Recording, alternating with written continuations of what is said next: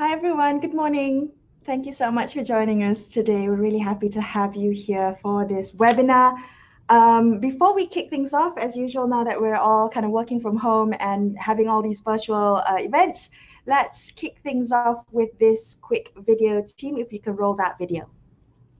Welcome to Astro AWANI LINC's brand new webinar platform designed to enhance your experience. A couple of hygiene points. We recommend that you shut down other video and audio tabs to clear up your bandwidth for a better experience.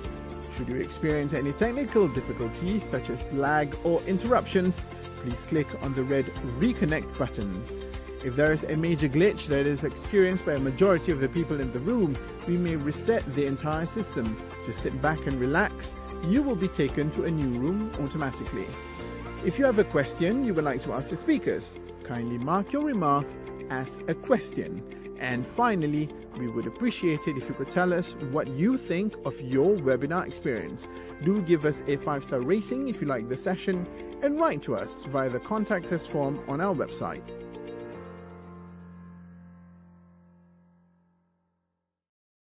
All right, there you go. Some housekeeping rules there for you.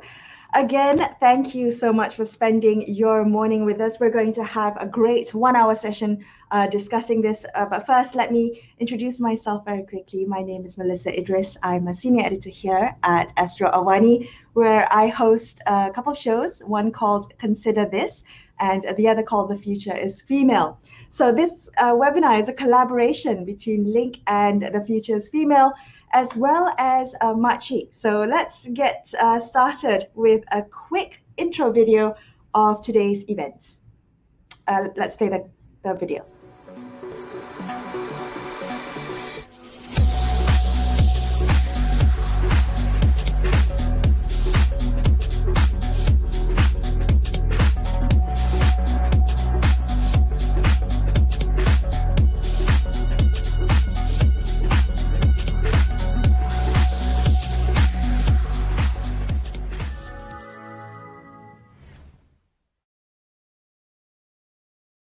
All right, there you go. Okay, so that was a quick intro video. I'm going to get our speakers now to turn on cameras and mics. Guys, can we all come on screen?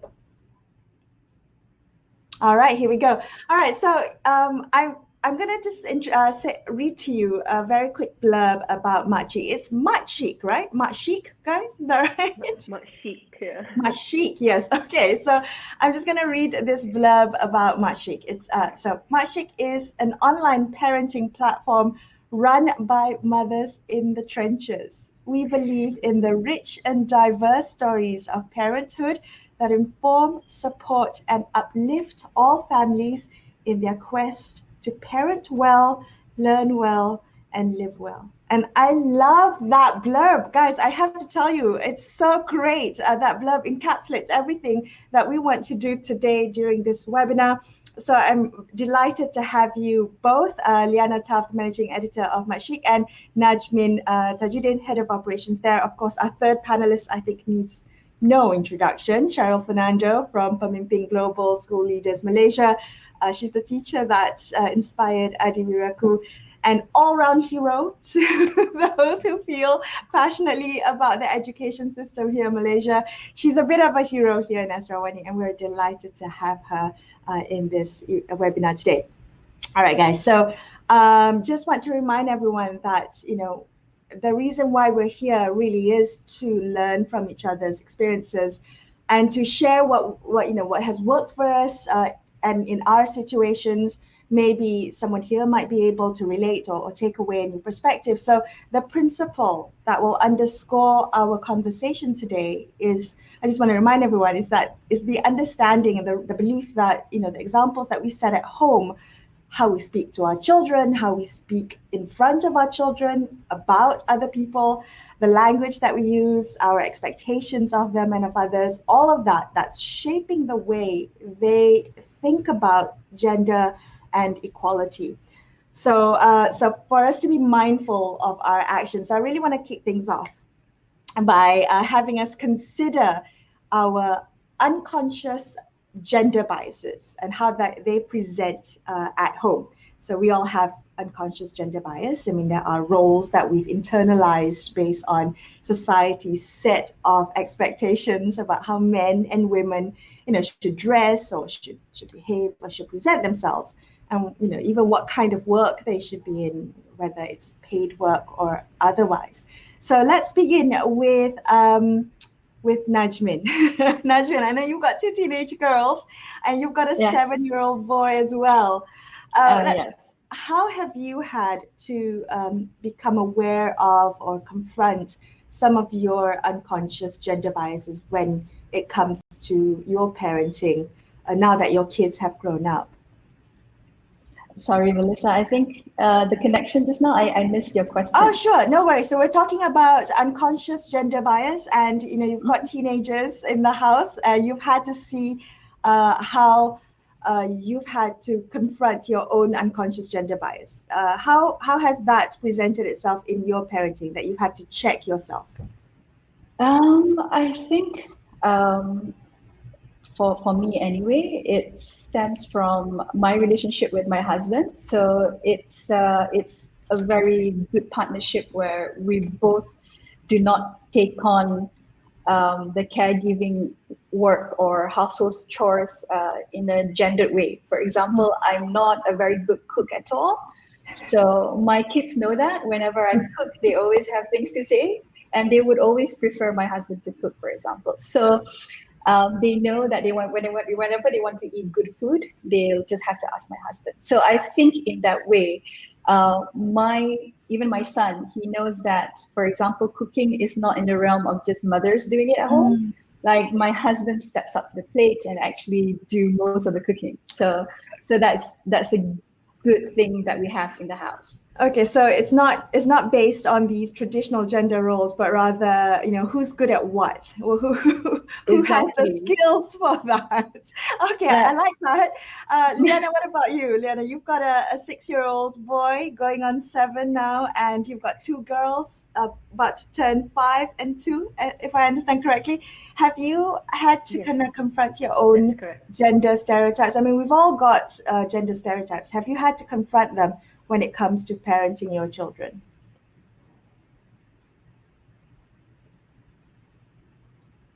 Is your mic on? Yeah, I think also, especially because for me, I find my kids naturally, my son is. Yes, do you hear me? Could you repeat that? Can you hear me? Yes, I can hear you. Yeah, naturally, my son is just more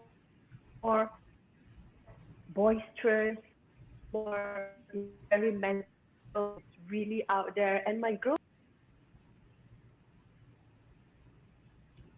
Yeah, and I think you're cutting in and out your audio. Could we try again?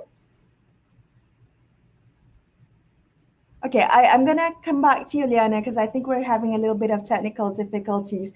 Let me hop over to Cheryl. Cheryl, 3-year-old Leah, and 11-month-old Manuel. He's about to turn 1, right? Yeah. Let's talk a little bit about that, because you've got a boy and a girl, and you're seeing the changes in their developmental stages. Were there some things that you decided to make a conscious decision to not perpetuate gender stereotypes when you became a parent? Yeah, I think definitely. I think growing up, and even for Leia, we have a lot of girls in our house. So she actually has never seen like a baby boy before. That the first time when we brought Emmanuel home and we were changing him, and she was like, "What's that?" So for her, it was that understanding that, oh, Emmanuel is a different gender. He's a boy, and these are his parts, and because we have been surrounded by girls. But I think also just as she's going to school, she's becoming more conscious of, so sometimes she would come home and say things like, oh, this activity only girls can do, or this one only boys can do, something that she picked up with her friends in school as they are talking. So for us is always to ask her like, oh, why do you say that? Why do you say that only girls can do this? It's very interesting. Or not immediately to go, no, that's wrong. That's not true.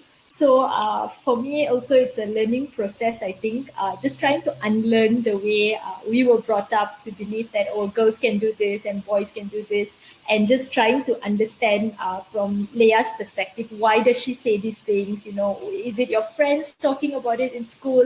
And then from there, really trying to get her to think of things of like, no, everyone can do this, and whether it's a girl or whether it's a boy. So yeah, it's quite interesting. It's a really a big learning curve for me. I really like that. I mean, that's a really good point, Cheryl, about how young children are when they start to absorb gender stereotypes. But we've got Liana back in the room, Liana. Yay. I'm Hey, sorry, I don't know okay. what's happening. That's Can you hear me okay. now?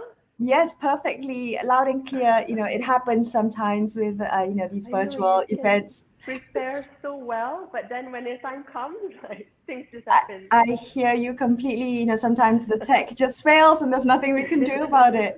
All right, so let's come back to that question a little bit earlier, talking about your own kids now growing up and having to address gender stereotypes in your home. Some of the things that we may have learned when we were growing up may not be applicable anymore as we parent. How have you had to kind of confront your own stereotypes? Yeah, like the way my son and daughters behave, it's stereotypically how a boy and girls would behave. So sometimes it's just much easier for me to get my daughter to help me clean something up, like clean up her toys, for example. It's so much faster when she does it compared to when my son does it. I have to remind him again and again. Mm. So because of that, I really have to make a conscious effort to make sure that just because it's easier for my daughter to do it, I don't just keep on asking her to do it. I have to make sure my son does it as well. And yeah, and like even That's a things good like, point. Yeah. you know, yeah, even things like naturally my son would love playing with typical boys' toys. And I try to not, I try to not just buy like boys' toys for my son and girls' toys for my daughter, but then naturally they just like gravitate that way. So Kan? at home, so at home I try to like neutralize things and try to like introduce other concepts or, other just other things to each of them and, get them to like play together and try Yeah, to I mean like it's neutralize it's things. so difficult to not kind of conform to certain gender stereotypes. I mean, I was looking at some research and they said that most children tend to absorb stereotypes by age 3. And that by the age of 10, you've already got this huge difference, this really obvious marked difference in gender roles and expectations between boys and girls. And Cheryl, can I just come back to you about what you've observed Leah saying when she comes home from school?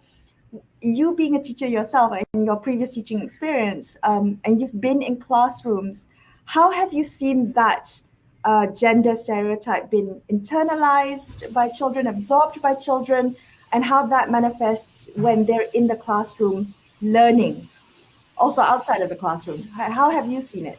So when I was teaching, I taught my students were 16, 17, so like Form 4 and Form 5.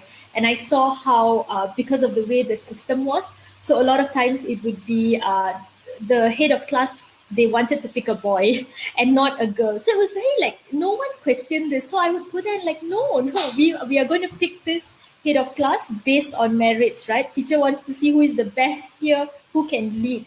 And also, if we look at ketua pengawas, naturally they would want to pick a male student, especially in a co-ed school. I mean, they would just say, oh, we'll pick a boy for this, and then the girl will be the secretary or the one to write notes during the meetings. So I think for me, when I went to school, I was really wanting to change that, and I would speak a lot to my girls especially. And I think for them also growing up in that circumstances, there were a lot of other issues that they were facing. So a lot of bullying from the boys, and a lot of there were teenage pregnancies in the school that I was teaching, and sometimes they didn't know what was a safe touch. So all these issues were something that I was not trained to do, but I really had to read up and understand before I spoke to them, and just really understanding where they came from, and why these things were happening so prevalent in the school that I was teaching. And I took a lot of interest in the girls that I was working with, and a lot of them wanted to get married after Form 5. So they would say, no, teacher, we'll get married. And at that time, I wasn't married. So I said, no, you cannot get married until teacher gets married. So we had like, oh, no, don't get married first, wait for teacher. So, but I was so happy that a lot of them didn't get married immediately after Form 5. One of my girls, who was actually the one who said, teacher, confirm I will get married, stayed on and completed her diploma and her degree. And I was so proud of her that I told her, okay, I will buy for you a laptop, because that was our bet. So I said, if you stay on and you finish, I will do this for you. So I think a lot of times it's just putting them out of it. Yeah. I really love that you modeled, leadership in a classroom, and that you addressed it, because sometimes it's unconscious, right? You gravitate, the boys, you think boys will be the leaders in the classroom, and women, the girls will do more secretarial. You're right, take down the minutes or clean up the classroom, tidy the classroom. So I really like that you did that. I want to come back and mention to everyone that consent is going to be a big part of our conversation today. And it's going to be a bigger conversation beyond just the conversation around sexual consent. So, but very quickly, something Liana said made me quite interested. So I'm going to come back to Liana. She's back in the room. Liana, you said that. Getting kicked out. It's okay. We'll keep bringing you back in every time you get kicked out. Liana, you mentioned a bit earlier that sometimes there are gender characteristics, right? Maybe your boy may be a bit more boisterous compared to your girl, who may be more inclined to tidying up.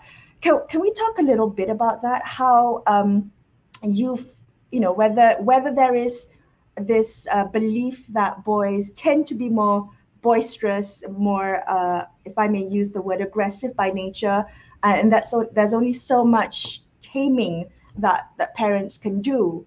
Can we talk a little bit about some of these masculine and feminine traits or characteristics that society has defined for us?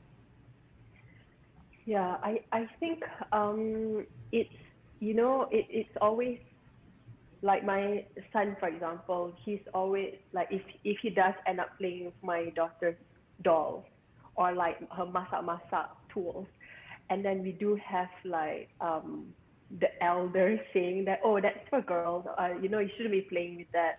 So it's still the society, I think, in general still has that definition of what a boy should be like and what a girl should be like. And even in terms of the choice of sports, maybe I would be someone would tell me, or someone would encourage me to send my daughter for like dancing and my son for soccer. Right. So there will always be those. It's not, even though now I guess our society now is supposed to be more woke, but generally I think that still the stereotypes are still there. Right. And me as a parent to my kids, I have to always consciously try to kind of like balance it out, neutralize it. Like sometimes I even catch my husband saying like, oh, boys don't cry, and it's just something that naturally, because it's something that you grew up with. It's the training and modeling that you had growing up, so it sticks with you. So like whatever new things that we learn now, like from whatever that we we try to like slowly introduce some like differences, so try to like improve wherever we can. No, I completely hear you. It's really difficult to break out of that. Some of the things that we've been taught, and now it's no longer applicable, which is a really good point to bring to you, Najmin, because when your daughter was first born 15 years ago, things were quite different. Parenting looked very different, and you as a parent was very different from, say, now or when your younger son was born. Talk to me a little bit about how you've had to deal with that. The differences in terms of what was accepted then when it comes to parenting and what you know now in terms of gender stereotypes. Have you had to change the way you parent? I think naturally, because I had my first child 15 years ago, naturally my parenting style has mellowed somewhat, because when it's your first child, you're always a bit more cautious, and um, you're always trying to make sure that you don't do the wrong things. Whereas by the time my son comes along, I've read up a lot more. I work with Makcik, for example. So you are introduced to more ideas about how to parent. Do you get the comment from your daughter that, how come you were different with me and you're all different with the your brother? time? Okay. All How do the you do time. that? I told her, by the time my son comes along, I'm just too tired to keep having the same argument. So it's not about gender. It's just fatigue. It's just fatigue. That's fair. Also, you get older, you're a bit more mellow. As a parent, you grow. Yes, exactly. Liana, you mentioned how your husband, you caught your husband saying, boys don't cry. And I think that's a really good point to raise. It's our language, right? I catch myself saying that, saying things like, the other day I caught myself saying, well, don't you look pretty today? And I, I thought, oh wow, okay. And I said something. I said, "Lady Doctor," and I caught myself in front of a child having said that. And those are some of the unconscious biases that I need to address for myself. But how have you had to be conscious about your language when you talk to your children, so that you don't make these associations for them? Yeah, definitely. Like you said, it comes so naturally, so it's because that's what we grew up with, right? Yeah.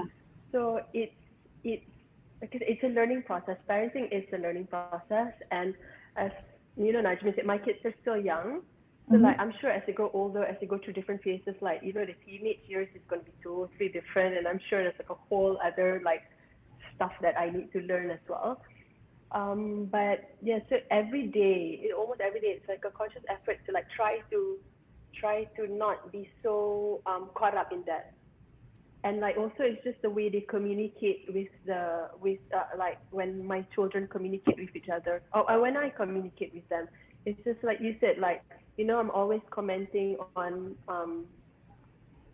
instead of commenting how pretty my daughters look on that day, I try to say like, oh, you look happy today. Not so much on the physical appearance, but on like their behaviors, on their Yeah. personalities.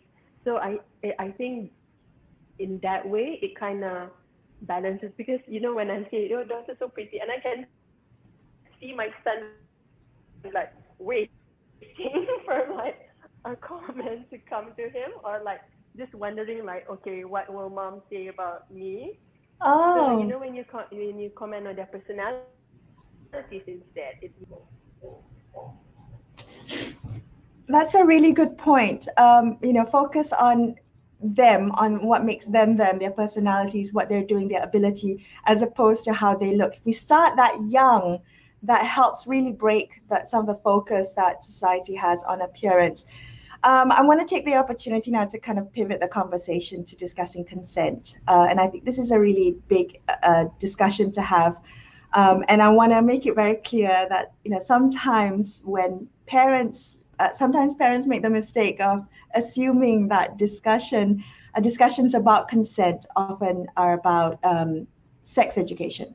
That's really not the case here. It's about when we teach kids about consent, we're actually giving them tools to express what they want and what they don't want. And we're actually teaching them how to express their limits, what their boundaries are, and then respecting those boundaries and respecting other people's boundaries. So that's a conversation about consent that I'm hoping to have with you guys today. I know Machi is working on some things around this area of how parents can talk to their children about consent. Liana and Najmin, do you want to give us a little bit of, tell us a little bit more about what Machi is doing around this area of consent with kids? Yeah, I think in our engagement with our followers, one thing that keeps on coming up over and over again is about sexual education. Yeah, I think this is an area that is lacking in Malaysia. I think in general, like everywhere, it's something that is not taught, or like not, we don't educate people, or especially our children, enough about. So so we decided one of the best ways we can educate people about it is definitely to start them young. So we are coming up with a picture book for kids aged 3 to 6 that talks about body awareness, body safety, and consent in a very basic, simple way. And it's a poem. For example, there's a part of it talks about how if Auntie Rose wants to give you a big hug, but you don't feel like it, what can you do? So you can you can offer to give her a handshake or a high five instead. So something really easy, really cute that hopefully kids can grasp easily. And also at the back of the book will be a reference guide for parents to help continue the conversations at home. Because one thing we found out is like so important for parents to talk to their kids about it when they're still young, instead of them finding out later on from like teachers or people outside the home. We want to start a conversation at home. And sometimes parents, they just find it a bit challenging to bring up the topic. So we figured like a book is the best way, easiest way to do it. So we're really excited. We're hoping to launch the book in April. Oh, that's coming up. Really That's coming up soon. Yes. Najmin, anything to add on this project? I think personally, I went through this with my son because in my family, my kids are very we like to hug each other. But I found with my son, he doesn't like it when at certain points. So there was a point earlier when he was about 4 where he doesn't like it when people hug him. And my eldest daughter would take it very personally. They say, oh, why? Why can't I hug you? And it's because of a book as well, which is why we decided to go through this way. It's through a book that I read that they should be able to tell you when they want to hug you. So right now, whenever we want to do something with my son, I would always have to ask his permission, whether can I hug you? And if he doesn't want to, he would say, okay, high five. So that's how my daughter does with him as well.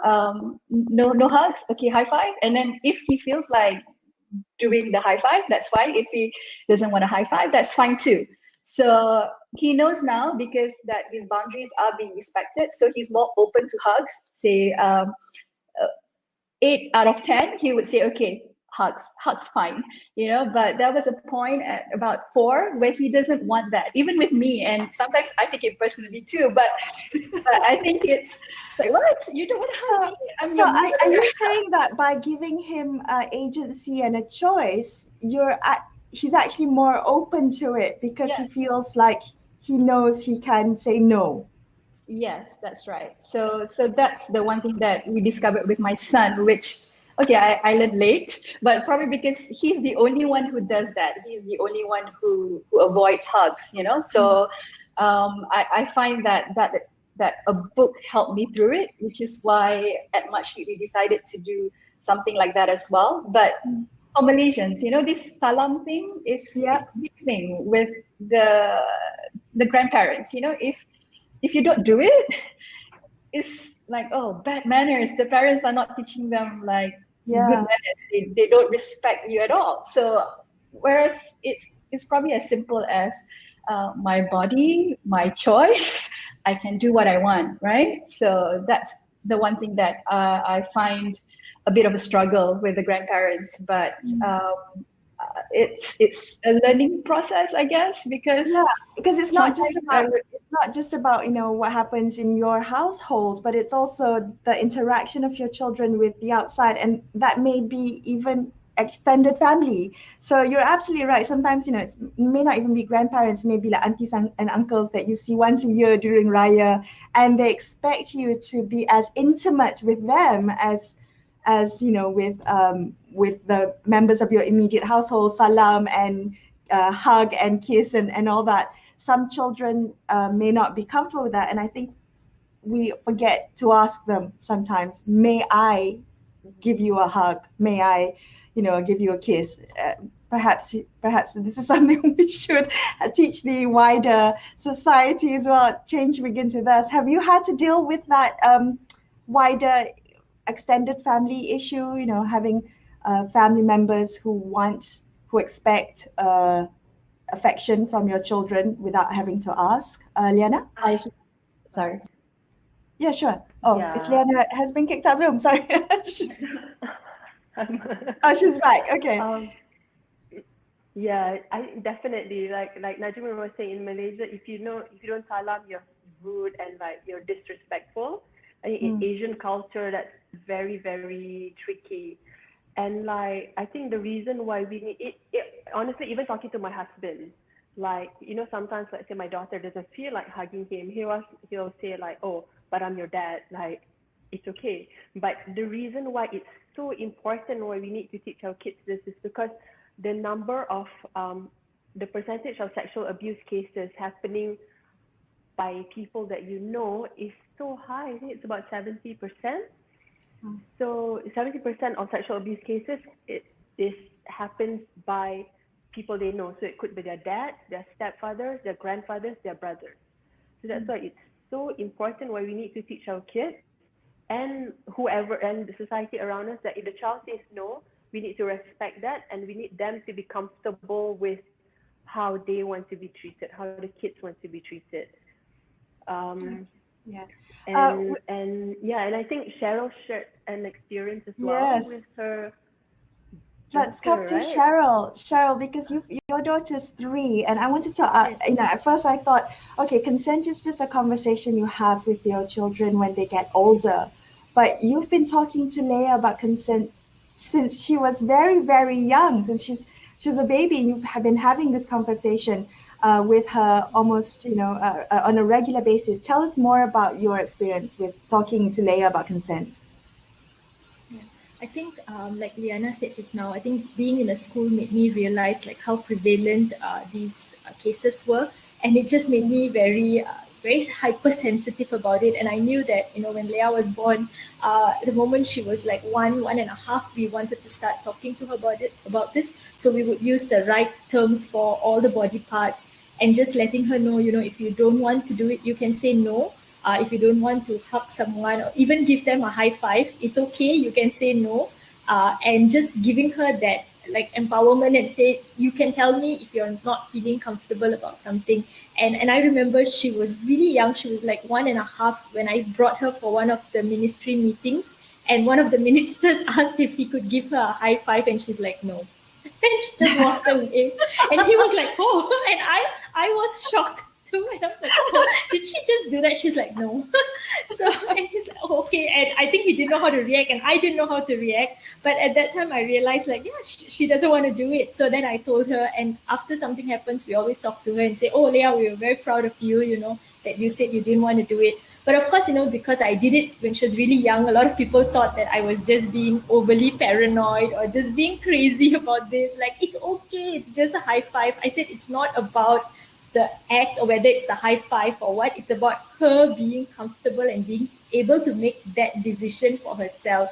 And my mom would say, oh, so does this mean she's going to decide on if she wants to eat? Or what else are you going to let her decide? Where is the line that you're going to draw? So I said, of course, the things that she has to do, she will do it. But for the other things that she has a choice, we will let her make it. And I think recently, like I shared yesterday, she went to the babysitter's house, and there was someone there who wanted to carry her. And she was really unhappy. So she immediately got the babysitter to call me and say, I want to come home. And at home, she told me, I will not go there until this person is not there, because he tried to carry me and I was not comfortable. And I was like, so it works. all that years of just telling her about it, really, I could see the effects. Okay, I mean, I love that she felt she could say no, that her no, would be honored, and that she felt like she could come to mommy and daddy and say, I'm not comfortable, and that's okay. And, you would believe her and not put her down and honor that. I think that's really interesting. Cheryl, you said that you talk to Leah, you use all the correct terms for the body parts, even when she's a little baby. That's something that's not quite, common. I would say most parents use but I don't know whether they have terms, right, for it, euphemisms for it. You use the proper terms, and what does that do in terms of how you talk to Leia in the household? Yeah, I think just so that she knows that, okay, if she needs to use the washroom, or like, you know, she says, oh, can you help me like wash like my vagina, she would just say it.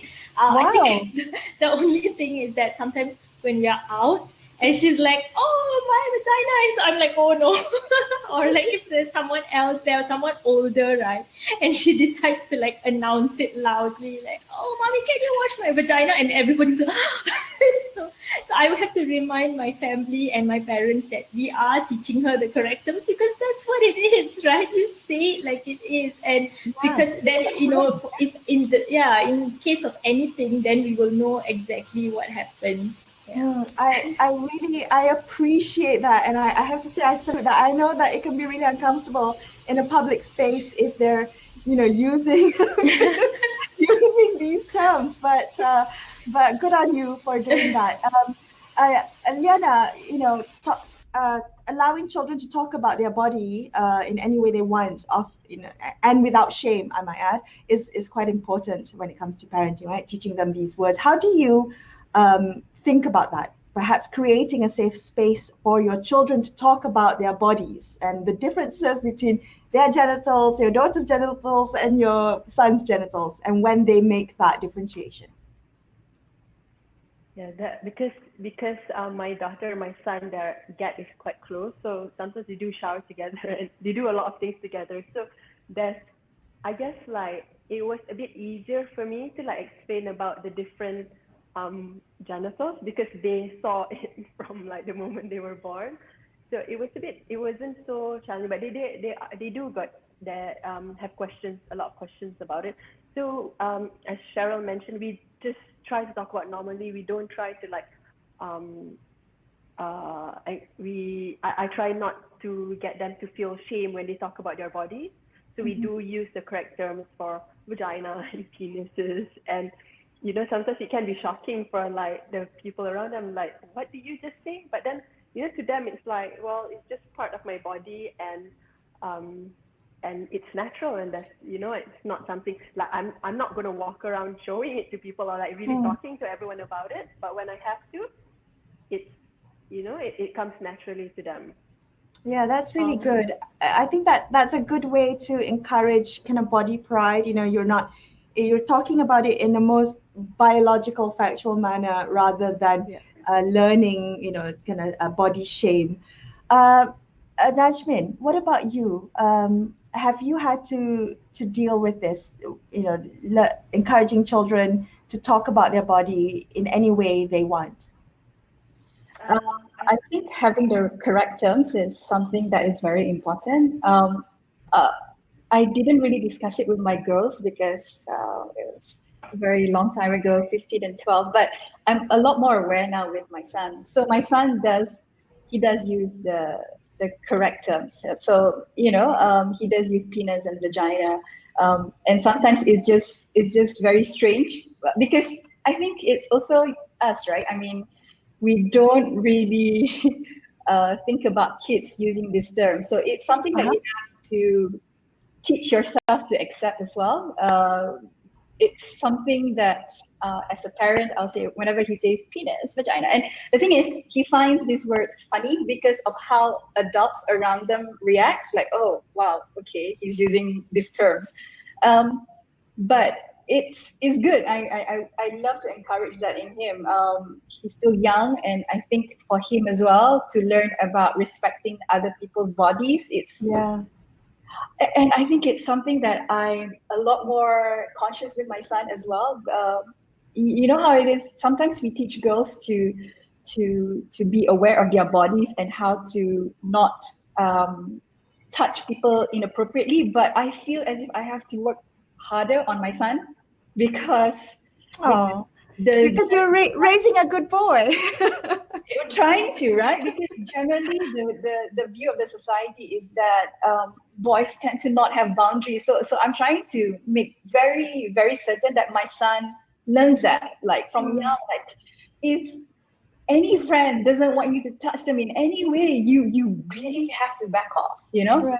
And I think that's my bias as well, because I feel that boys are more likely to err in this part rather than girls. Well, that's a really good point. I'm going to share an experience that I had with a friend of mine who has I think a 4-year-old son, a 4-year-old boy, and she said to me that in the early days, she struggles to get her son into the car seat, and she would often find herself manhandling him because you're in a rush, you're trying to like get on with the day, get into the car seat, strap them in, and she would often manhandle him in the car seat, and she found that that was teaching her son, to accept force, or to normalize force and coercion in this manner.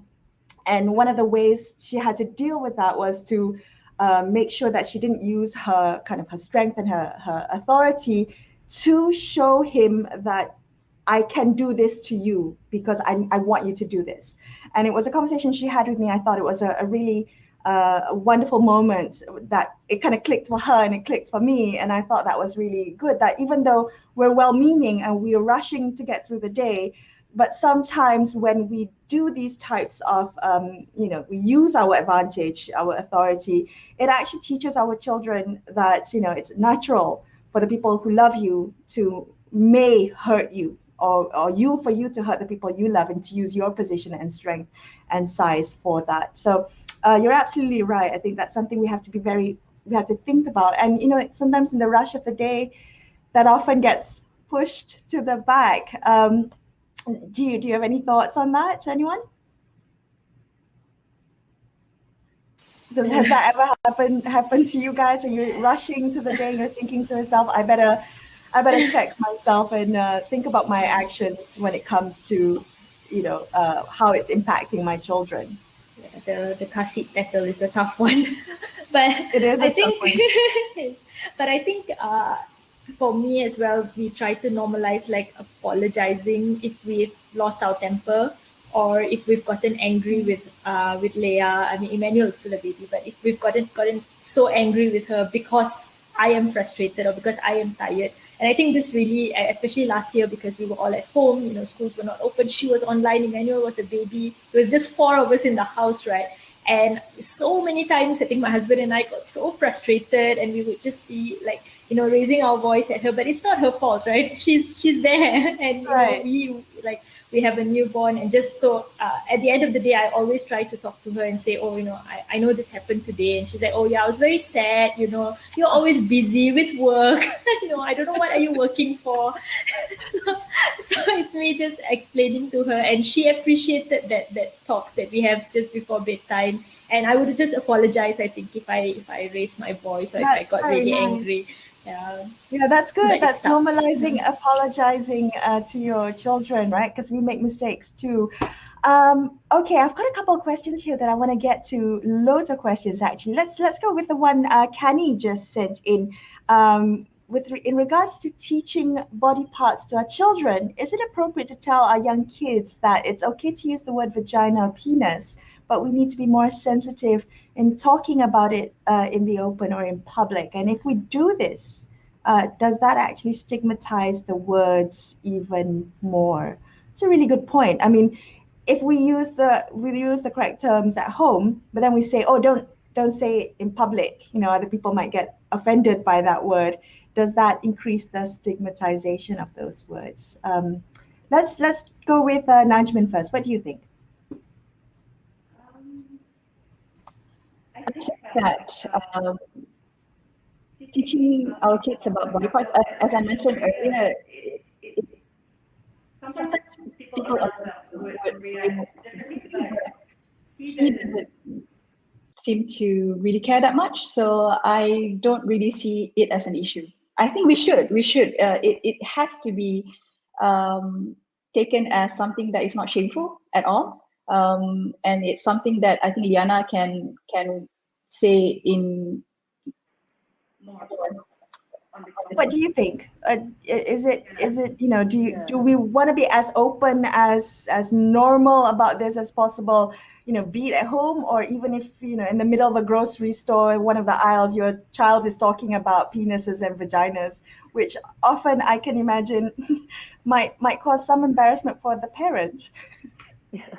I think, yeah, for me, from the research that we've done and the experts that we've talked to when we were working on our book, was that, like talking about penises and vagina shouldn't be different from talking about when your hand is hurt or your head or your legs is hurt. So if your vagina, when we're out and you bang your vagina and it hurts, like, it's okay to say it out. It's not, there's nothing to be ashamed of. But the other part that comes with it is we do teach our children as well that the penis and vagina is private, and no one should look at it, no one should touch it unless it's to keep them safe, healthy, or clean. And there are exceptions to the rule, like when you visit a doctor, to keep it safe, to keep it healthy, and so on. So talking about the penis and vagina, like, it has to come with a conversation about those parts are private, and yeah, but otherwise, if it's certain, because like you said, we don't want to stigmatize it. So when we're out and my son hurt his penis, for example, I don't want him to not talk about it. I do want him to tell me about it. So I'm okay with him using the word in public. Or if other people might not be comfortable with it, but with my children, I don't stop them from using it, unless, like, of course, if they go to the supermarket and then suddenly, like, he starts singing like penis, penis, penis, then, that's a whole different story. That's a whole different story. And you know what? I think maybe sometimes we as adults should be more accepting, right? That's precisely what this conversation today is about. Is we were raised a certain way, and we want to break those behaviors, those stereotypes, those learned behaviors, because it's a different world today, and we might want to make it a little bit better for our children, that next generation. Which brings me to another question by Gulf Kanawut Try Pipa Tanapong, and the question is, so it might be slightly easier for Gen X and millennial parents to condition our kids to be more inclusive and more aware of new and enlightened parenting practices. But how do we deal with more traditional approaches by grandparents? How do we manage the elders, in their interaction with the kids? Have you guys had to deal with that? Your parenting may be very different from the way your parents parented you and the way they want to grandparent your kids. Yeah, definitely. I Who's think got a story? my mom would always say, like, oh, but I did this and you turn out fine. Like, oh, your siblings turn out fine. I think that is always a very convenient excuse that they fall back to. But we used to hit you, or we did this and we said this and nothing happened, right? You guys are great. But I'm also always telling her that, like way back then, we didn't know the importance of car seat, for example, right? But now that we know the number of deaths caused because children are not in car seat, we are introducing the car seat, and kids have to use it. So in the same way, if we learn something that a better way to do parenting. I'm not saying I know, and it's very important for me to always acknowledge, like, I know you did what you had to do with whatever you had at that time, like just acknowledging that, and then saying that, but now if we have learned something to do it better, this is the way we want to do it. And I think this is a conversation that never ends. So it's constantly going back and forth with them. And of course, like, I have very limited screen time with my children. But when they go to the grandparents' house, it's like free reign, watch all the TV, eat all the chocolate, do everything we want. So sometimes I decide which to let go, and then which to also say, we don't do this. So let's try to, adhere to this. And I think my mom and my dad, over the years, they've gotten a bit better at accepting the way we parent and trying to integrate it with their, the free way of do anything. Yeah. What about you guys? Najmi, you're nodding a lot. I see you've got some anecdotes to share. No, I think for my own family, my parents and my in-laws, they tend to be a bit more hands-off in terms of telling us how to parent. But I think one of the things that I really remember now, as as I parent teenagers is that we never really took time to talk about mental health growing up. But I find that my kids nowadays, they have a lot more anxiety, and I do give them, say, mental health days where they don't get to go to school. I mean, no way I could do that. No way I could pull that when I was growing up. But I think it's a good thing, right? That as you grow older and you are more aware of these issues. So my kids do get mental health days where it's like, I don't want to go to school. I'm tired. I'm overwhelmed, and I just want a day off. And I would allow them to have that. So I'm very lucky that my parents and my in-laws, they tend to be a bit more hands-off. So I don't really have this issue about conflicting parenting approaches. But I think that's one of the things that I didn't have growing up. Like, oh, Yeah. you get days off school. That is really cool. That you're addressing some of the challenges that your teenagers might be going through, the mental health challenges. It is a completely different world from when we were teenagers and from when our parents were teenagers. Mental health might not be something that they focused on. So yeah, good for you, Najmin. Liana, do you have any thoughts about how these new parenting skills of breaking gender stereotypes may not be something that our parents or grandparents are so aware of? Liana, you there? Okay, we'll come back to Liana in a little bit, but I do want to very quickly, in the time that we have left, I know there's a lot of questions coming in. I want to talk to you guys a little bit about body shame. That was something that came up a lot when I was growing up, and I think that's something that most parents are thinking about addressing, because body shaming is learned behavior, right? And it's important for parents to lead by example, not so much about the differences in genitals and normalizing calling your parts, but rather of your body image, what you look like, and projecting a perhaps unrealistic body standard. I don't know about you guys, but I came from a family that was very okay with pointing out your physical flaws or your characteristics or your weight, whether you've gained it or not, and tying that to your worth, tying attraction to your worth. Have you tried to break that cycle in your own individual households, Najmin?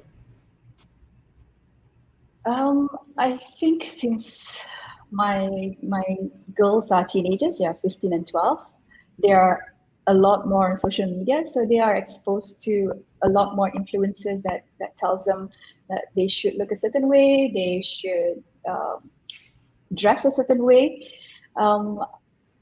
To be honest, I think that it's a continuous conversation that I have with my girls, that they should really think that the appearances are not be all. I mean, Yeah. it's more important for you to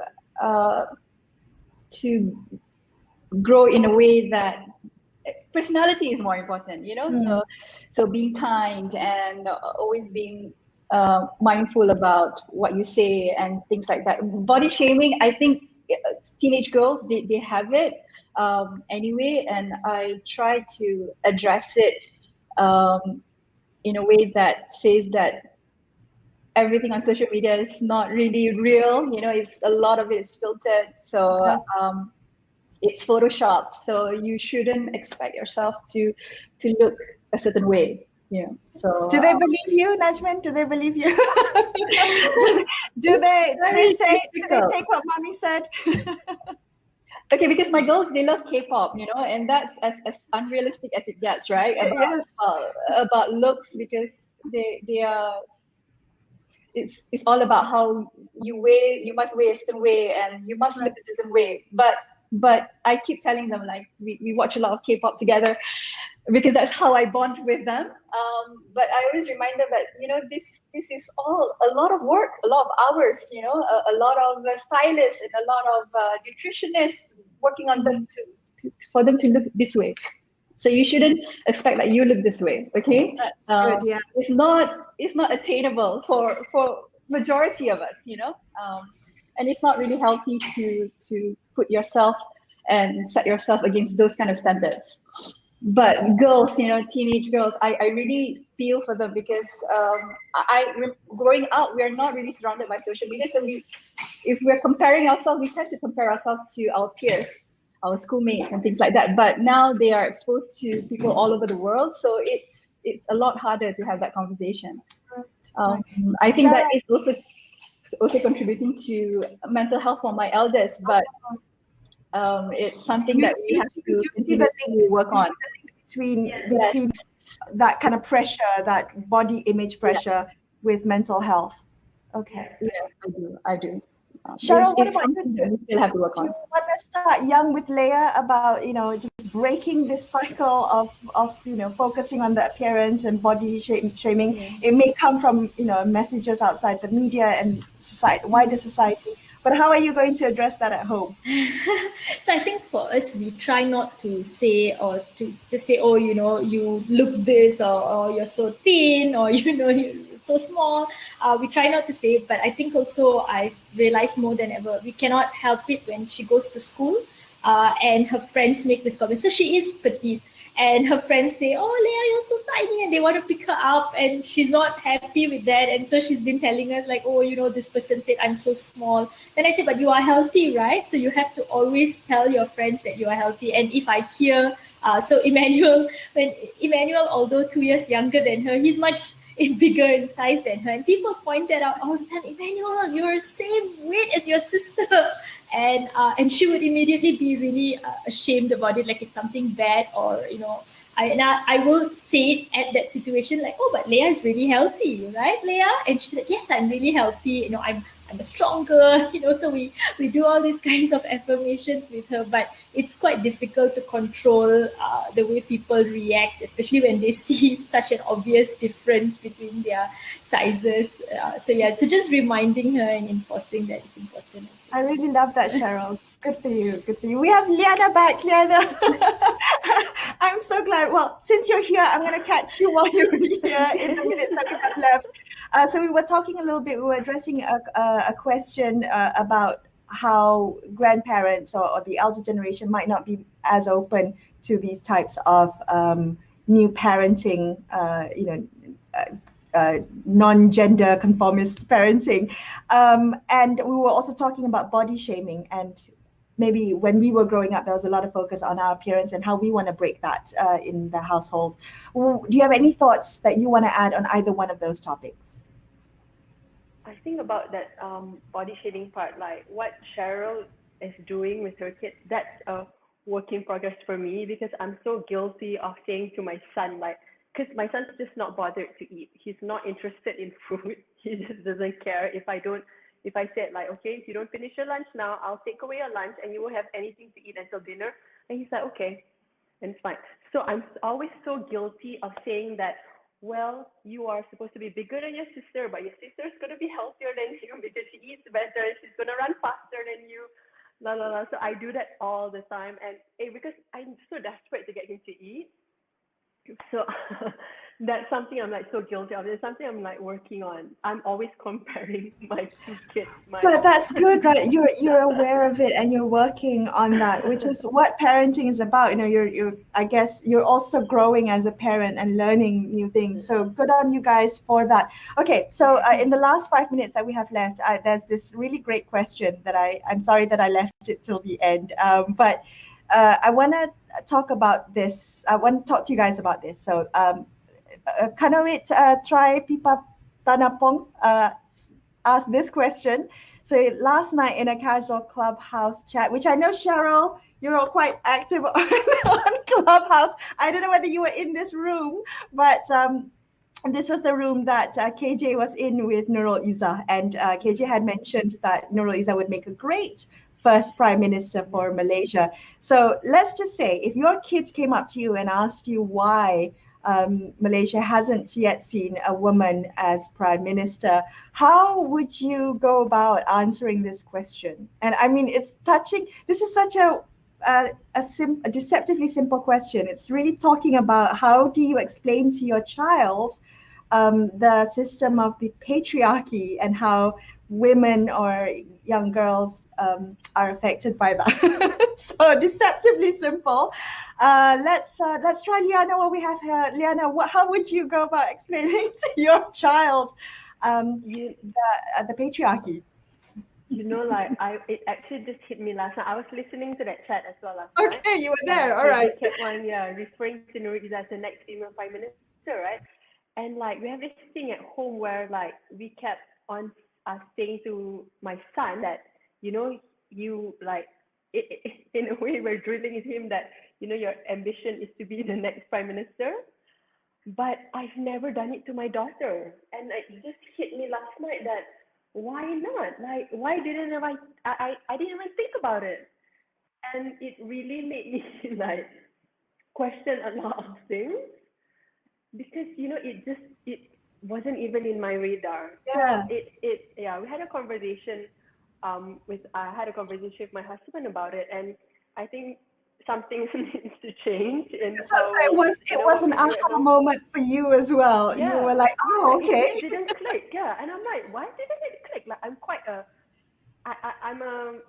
a bit of a feminist at home, but it just didn't click, and I felt so bad for my daughter. So I thought like, okay, that was an aha moment, and things need to change.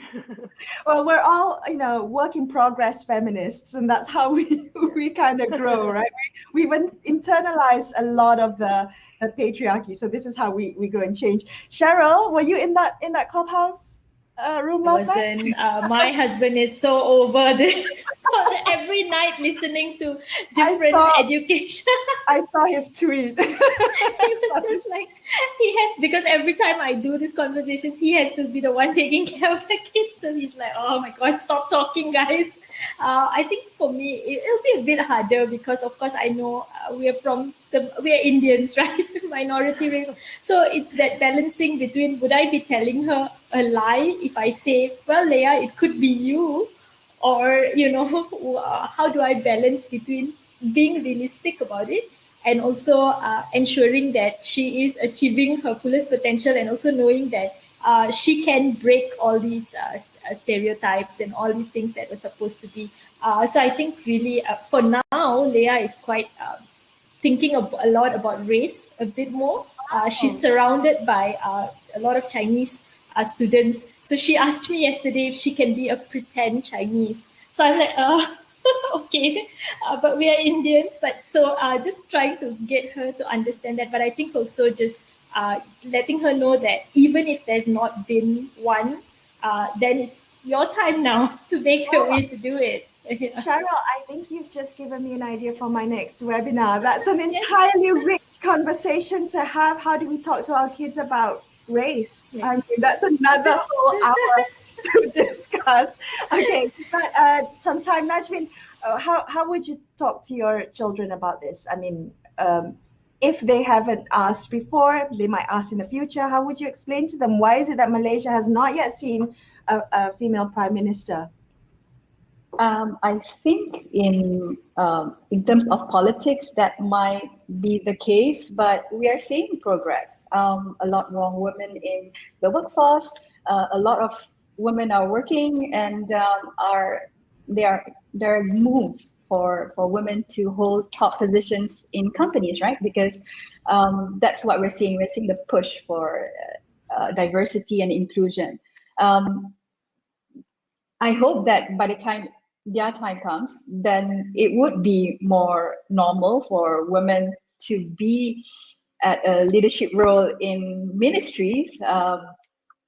But for me, anyway, with my girls, I keep pointing out that in the current COVID-19 situation, the countries that are coming up on top are the ones with women as leaders, right? Like we take New Zealand, for example, so I keep telling her, like, did you just audit better, for example, so it's something that shouldn't be holding them back. It's just that the way that it is, Malaysia is still behind, but it's getting there. I think the work is being put in, at every level where we have more women in the workforce. I mean, even for Makcik, 70% of our readers are working mothers. So that's really high. I mean, a lot of us are working and raising children at the same time. So I think we will see that being normalized as our kids grow older, hopefully. Right.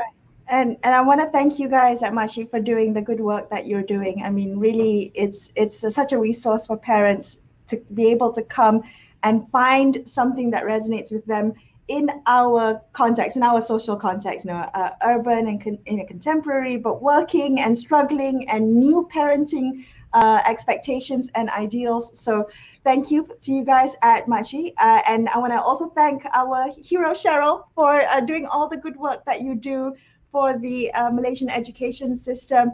And thank you all for being on the webinar today. Really, it's been such a pleasure talking to you guys. We could go on for another hour. Perhaps we'll have to do that again. So thank you, everyone. And I hope that everyone watching today got a little bit of something out of it. May we all take away something from today and go back and raise future feminists and maybe make it a little bit better for the next generation. All right. Thank you so much, everyone. Before I go, I just want to tell you guys a little bit about the next webinar. We've got one on home budgeting done right, how good financial planning can help you make your first $1,000,000. So if you're interested in that, don't forget to sign up. All right, everyone. Thank you for your time today. I shall hopefully see you in another webinar. Take care. Bye, everyone. Thank you.